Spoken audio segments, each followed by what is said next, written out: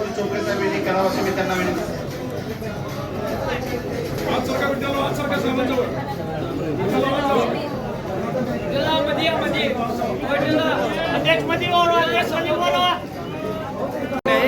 त्या ठिकाणी राज्याच्या तिजोरीच्या चाव्या गावातला दादांनी मीटिंग घेऊन त्यातले बरेचशा प्रश्नांची निर्गत करण्याचा प्रयत्न केला होता. आज दादा या ठिकाणी पुन्हा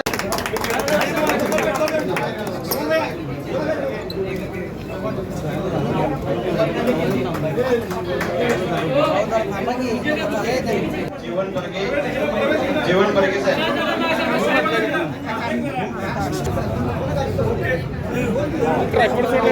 श्वेता पाटील राष्ट्रवादी शरद पवार गटाच्या युती तालुका अध्यक्ष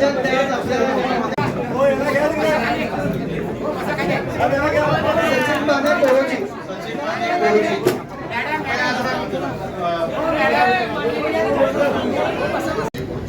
4:30ला मीटिंग असल्यामुळे आणि त्याच्यानंतर इथं ज्या खो खोच्या स्पर्धा झाल्या ऑल इंडिया लेवलच्या, राज्य सरकार खो खो, कबड्डी, त्यामध्ये कुस्ती आणि व्हॉलीबॉल या संदर्भामध्ये दरवर्षी रक्कम 75 लाख रुपये द्यायचं. यावेळेस मी अर्थसंकल्पात ती 1 कोटी रुपये केलेली आहे आणि त्याच्यातनं चांगल्या दिमागदार स्पर्धा व्हाव्यात, एक खेळाचं क्रीडामय वातावरण त्या परिसरामध्ये व्हावं, लोकांना एक चांगल्या पद्धतीनं खेळात यश अपयश असतं, परंतु खिलाडूपणा दाखवायचा असतो. तो खिलाडूपणा हा तिथपर्यंत आपल्याला नेता यावा, याच उद्देशाने अशा प्रकारच्या वेगवेगळ्या स्पर्धा आपण करत असतो. त्यावेळेस मी मगाशी मुश्रीफ बोलताना म्हणाले की मी खो खो असोसिएशनचा अध्यक्ष आहे, आता नाही, मागं मात्र अनेक वर्ष होतो. आता मी एकाच कुठल्या तरी असोसिएशनचा अध्यक्ष राहतो, त्याच्यामुळे मी आता महाराष्ट्र राज्य कबड्डी असोसिएशनचा अध्यक्ष आहे आणि महाराष्ट्र ऑलिम्पिक असोसिएशनचा अध्यक्ष आहे. त्याच्यामुळे महाराष्ट्र ऑलिम्पिक असोसिएशनच्या अंडर हे सगळ्याच क्रीडा प्रकार येतात. आज कोल्हापूरचं पण विभागीय क्रीडा संकुल याकरता देखील मुश्रीफ साहेबांनी आम्ही काही चर्चा करून कसा मार्ग काढायचा. ज्योतिबा आपलं श्रद्धास्थान आहे, तिथं पण अतिशय चांगल्या प्रकारे आपण तिथला जीर्णोद्धार करतोय, महालक्ष्मीचा जीर्णोद्धार करतोय. आपण एक चांगल्या प्रकारचं वेगवेगळे इथं कामं घेतलेली आहेत, त्याला निधी देण्याच्या बद्दल चांगली चर्चा झाली. आपण शाळा ग्रामीण भागातल्या चांगल्या करण्याचा निर्णय आमच्या जिल्हा परिषदेने पुणे कोल्हापूरच्या घेतलेला आहे. तो 5 वर्षाचा कार्यक्रम केला. असे खूप काही चांगले कार्यक्रम आपण केले. माझी तुम्हाला विनंती आहे, ह्या गोष्टी आपल्या कोल्हापूरच्या परिसरामध्ये सर्व दूरपर्यंत पोहोचवण्याचं काम करा. बाबासाहेब, तुम्ही जिल्ह्याचे अध्यक्ष, आपली ताकद चंदगड, गडिंग्लज, कागद त्यामध्ये अशा पद्धतीनं आहे, परंतु ती अधिक सगळीपर्यंत वाढावी. उद्याच्याला जास्तीचे आमदार कोल्हापूर जिल्ह्यातनं शहरातनं राष्ट्रवादी काँग्रेस पक्षाच्या विचाराचे यावेत, पण अजित पवारांनी भाषण सांगून ते होणार नाही. त्याकरता संघटन मजबूत असलं पाहिजे, त्याकरता कार्यकर्ता मजबूतीने उभा राहायला पाहिजे, माझ्या युवती उभ्या राहायला पाहिजेत, माझ्या लाडक्या बहिणी उभ्या राहायला पाहिजेत आणि सर्व समाजाला तिथं सामावून घेतलं पाहिजे.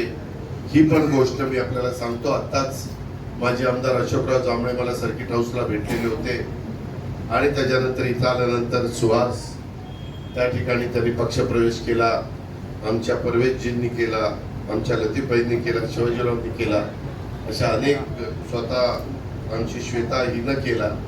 त्या सगळ्यांचंच मी मनापासून स्वागत करतो आणि सभासद नोंदणीचा कार्यक्रम आम्ही राज्यामध्ये घेत असलेले चांगले निर्णय ते जनतेच्या पर्यंत पोहोचवण्याचं काम तुम्ही सगळ्यांनी करावं अशा प्रकारची विनंती करतो. मला पुन्हा कोल्हापूरला बोलवलेच आहे. मी त्यावेळेस आल्यानंतर जसा उल्लेख मुश्रीफ साहेबांनी केला, तो पण मोठा पक्षप्रवेशाचा कार्यक्रम आपण त्या ठिकाणी घेऊ. शहरामध्ये पण संघटना अधिक मजबूत करण्याचं काम आपण सगळेजण या निमित्तानं त्या ठिकाणी करू. म्हणजे कोल्हापूर शहर असेल, इचलकरंजी शहर पण तसं मोठं शहर आहे, अशा पद्धतीनं या सगळीकडं आपण काम करण्याचा प्रयत्न करू. इथं आल्यानंतर ज्या प्रेमाने आमचं स्वागत केलं त्याबद्दल विठ्ठलराव आणि अमित आणि बाकीच्या सगळ्यांना मी धन्यवाद देतो. त्यांचे सगळ्यांचेच मी मनापासून आभार मानतो. आणि विद्यार्थी संघटना, युवक संघटना, महिला संघटना, बाकीच्या सगळ्या संघटना यांनी उत्तम पद्धतीनं काम करत राहावं अशा प्रकारची त्यांना विनंती करतो. सभासद नोंदणी करा ही पण विनंती करतो. सर्व घटकाला त्याच्यात सामावून घ्या. वेगवेगळ्या क्षेत्रातल्या मान्यवरांना देखील त्याच्यामध्ये सभासद करण्याचा प्रयत्न करा अशी सूचना करतो आणि या ठिकाणी थांबतो. जय हिंद, जय महाराष्ट्र. माजी आमदार राजेश पाटील, आपल्या जिल्ह्याचे अध्यक्ष बाबासाहेब पाटील आसुर्लेकरजी, आपल्या इचलकरंजीचे विठ्ठलरावजी चोपडे, कार्याध्यक्ष अमित काताडे, ज्यांनी आता आपल्या सर्वांच्या साक्षीने प्रवेश केला ते सुहासजी जांभळे, परवेशजी गव्हाण, लतीफ गैबान, शिवाजीराव शिंदे, अशोकराव पाटील, कपनूरजी, श्रीकांत कांबळे, सलीम डालाई, तौफिक मुजावर, श्वेता पाटील, अनेक इथं सहकार्यांनी आता प्रवेश केला. ते सर्व माझे मान्यवर बंधू भगिनींना, माझ्या तरुण मित्रांनो, सुरुवातीलाच मुश्रीफ साहेबांनी मी आजचा धावता दौरा का केला त्याच्याबद्दल सांगितलं. खरं तर वसंतदादा शुगर इन्स्टिट्यूटची एक चांगलं काम आपल्या आंबोलीच्या परिसरामध्ये, सिंधुदुर्ग जिल्ह्यामध्ये चाललेलं आहे. त्याला व्हिजिट देणं मी ठरवलेलं होतं. ईव्ही, कृत्रिम बुद्धिमत्ता, त्याचा वापर करून आता आपल्याला पुढं काम करावं लागणार आहे. मग ती शेती असेल, ते उद्योग असेल, कुठल्याही क्षेत्रामध्ये ईव्हीचा वापर त्या ठिकाणी करता येतो. एआयचा वापर करता येतो आणि तो एआयचा वापर करण्याचा निर्णय कालच्या अर्थसंकल्पामध्ये मी देखील जाहीर केलेला आहे. आणि नवीन आव्हानं लक्षामध्ये घेऊन कुठली टेक्नॉलॉजी आल्यानंतर त्याचा उपयोग तुमच्या माझ्या राज्याला पुढे नेण्याच्या करता होईल अशा प्रकारचा सतत विचार हा आम्ही लोक सगळे करत असतो. आणि त्याच्यावर सकाळी तिथं त्याच्यानंतर कोल्हापूर शहराचे, जिल्ह्याचे काही प्रश्न होते त्याच्याबद्दलची आढावा बैठक मी, मुश्रीफ साहेब, प्रकाश आंबेडकर, आम्ही सगळ्यांनी त्या ठिकाणी घेतली. आणि त्यानंतर एका महेश कोऑपरेटिव्ह स्पिनिंग मिलला भेट देऊन मी महानगरपालिकेमध्ये आपल्या चाललेलो आहे त्याचा उल्लेख चोपड्यांनी त्या ठिकाणी केला. शास्त्रीकरणाच्या संदर्भातला, पिण्याच्या पाण्याच्या संदर्भातला त्याचा सुतोवाच आत्ताच असं मुश्रीफ साहेबांनी सांगितलं की या अर्थसंकल्पाच्या अधिवेशनामध्ये त्याची बैठक स्वतः मुख्यमंत्र्यांनी घेतलेली होती. त्यांनी काही सूचना दिलेल्या आहेत. आताही मी महानगरपालिकेमध्ये गेल्यानंतर हे प्रश्न तिथे येतीलच. त्या प्रकारे त्याच्यात मी मार्ग कसा काढायचा ते ठरविल. दुसरी गोष्ट, तुमच्या इथं महानगरपालिकेमध्ये तुमचं रूपांतर झाल्यानंतर जीएसटीच्या संदर्भामध्ये काही तुमचे प्रश्न निर्माण झालेले. सुदैवाने ते खतं माझ्याकडेच आहे. माझी एक मीटिंग झालेली आहे, त्याचा उल्लेख विठ्ठलरावांनी आपल्या भाषणात केला. आणि त्याच्यातून मी माझ्या अधिकाऱ्यांना सांगितलं की आपल्याला मार्ग काढावा लागेल. तो माझ्या माहितीप्रमाणे इचलकरंजी, चंद्रपूर, परभणी, लातूर अशा काही महानगरपालिकेचा तो प्रश्न आहे. काहींचा निकाली निघालाय, परंतु आपल्या सारख्यांचा काहींचा अडकलेला आहे. प्रश्न अनेक असतात, नवीन आव्हानं असतात, ती स्वीकारण्याचा, ती कशा पद्धतीने मार्ग काढायचा अशा पद्धतीचा प्रयत्न आम्ही करत असतो. अनेक वर्ष आम्हाला याबद्दलचा अनुभव आहे. आज इथं येत असताना विठ्ठलरावांनी, बाबासाहेबांनी, मुश्रीफ साहेबांनी मला सांगितलेलं होतं की जाता जाता पक्षाच्या कार्यालयाला पण आपण भेट देऊ. इथं आल्यानंतर सुहास जांभळेजी, परवेशजी गव्हाण, श्वेता पाटील, त्याच्यामध्ये लतीफ गैबान, शिवाजीराव शिंदे अशा काही मान्यवरांनी आज आपल्या सर्वांच्या साक्षीने इथं राष्ट्रवादी काँग्रेस पक्षामध्ये प्रवेश केलेला. खरं तर ते आपल्याच विचारांचे. मधल्या काळामध्ये थोडस काही एकीकडे गेले, काही एकीकडे राहिले. परंतु कालच्या विधानसभेच्या निवडणुकीच्या निमित्तानं महाराष्ट्रातल्या जनतेने जो काही कौल दिलेला आहे, लोकशाहीमध्ये तो कौल मानून पुढे त्या ठिकाणी जायचं असतं.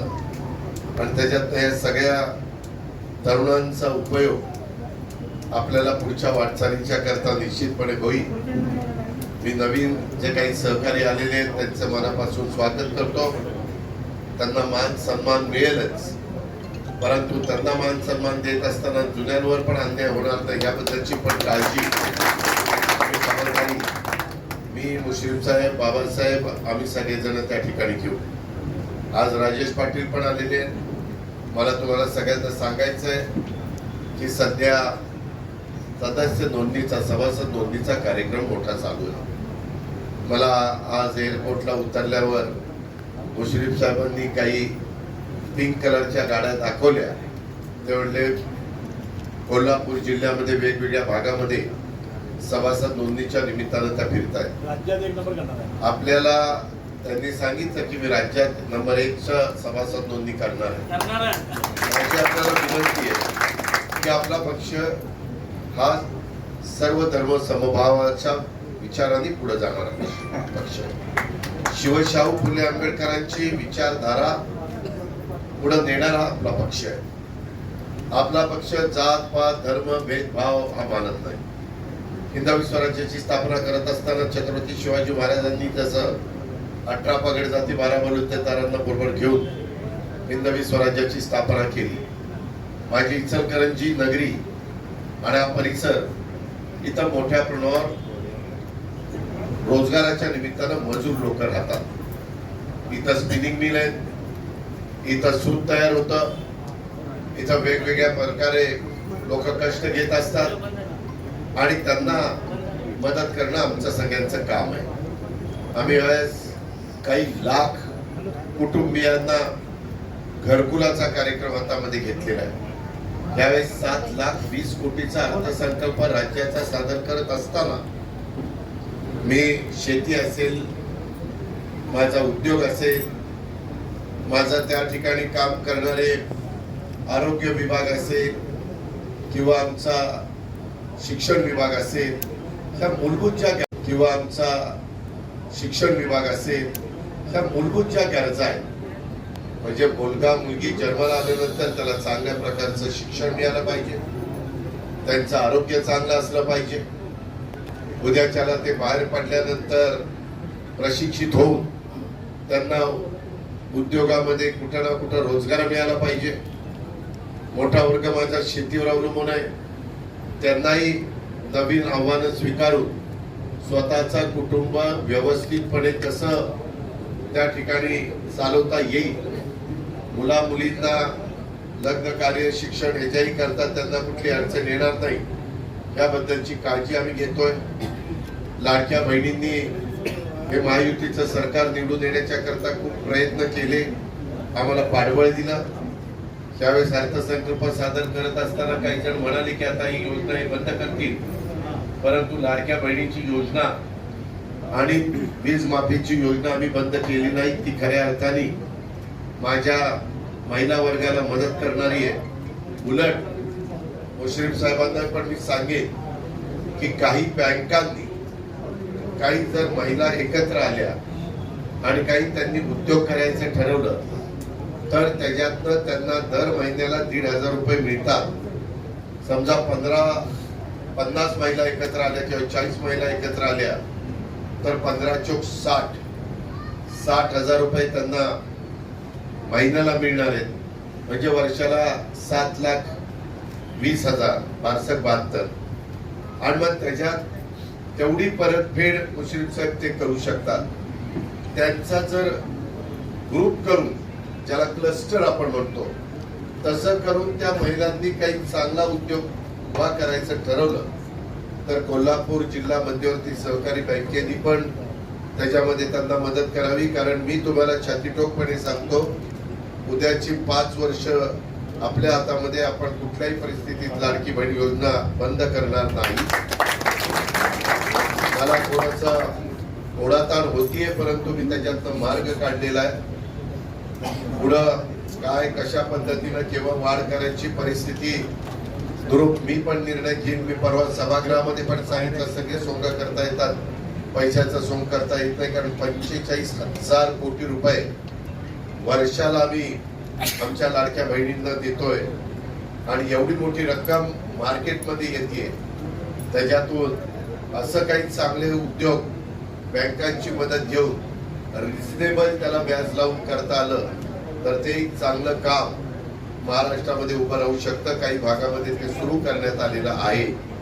याही गोष्टीची नोंद कृपा करून आपण सगळ्यांनी घ्यावी.